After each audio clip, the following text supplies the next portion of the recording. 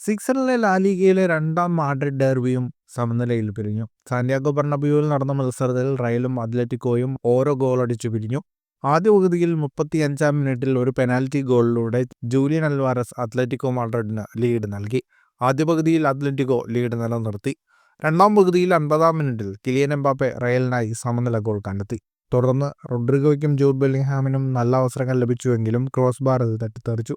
സമനിലയോടെ റയലും അത്ലറ്റിക്കോയും ലാലിഗയിൽ യഥാക്രമം 1-2 സ്ഥാനത്ത് തുടരുകയാണ്.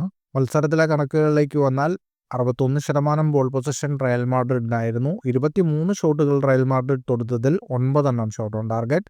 664 പാസുകൾ 92% കൃത്യതയോടെ റയൽ മാഡ്രിഡ് പൂർത്തിയാക്കി. 10 ഷോട്ടുകൾ തൊടുത്ത അത്ലറ്റിക്കോ മാഡ്രിഡിന്റെ ഒറ്റ ഷോട്ട് മാത്രമാണ് ഓൺ ടാർഗറ്റിലുണ്ടായിരുന്നത്. 440 പാസുകൾ 86% കൃത്യതയോടെ അത്ലറ്റിക്കോ മാഡ്രിഡ് പൂർത്തിയാക്കി.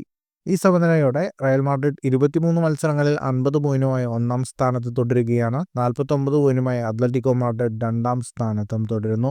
ചാമ്പ്യൻസ് ലീഗിൽ മാഞ്ചസ്റ്റർ സിറ്റിക്കെതിരായാണ് റയൽ മാഡ്രിഡിന്റെ അടുത്ത മത്സരം. അത്ലറ്റിക്കോ മാഡ്രിഡിന് ലാലിഗയിൽ സെൽറ്റ വിഗോയ്ക്കെതിരായാണ് അടുത്ത മത്സരം. ഫുട്ബോൾ ലോകത്തെ കൂടുതൽ വാർത്തകൾക്കും വിശേഷങ്ങൾക്കുമായി സ്പോർട്സ് കഫേ സബ്സ്ക്രൈബ് ചെയ്യുക.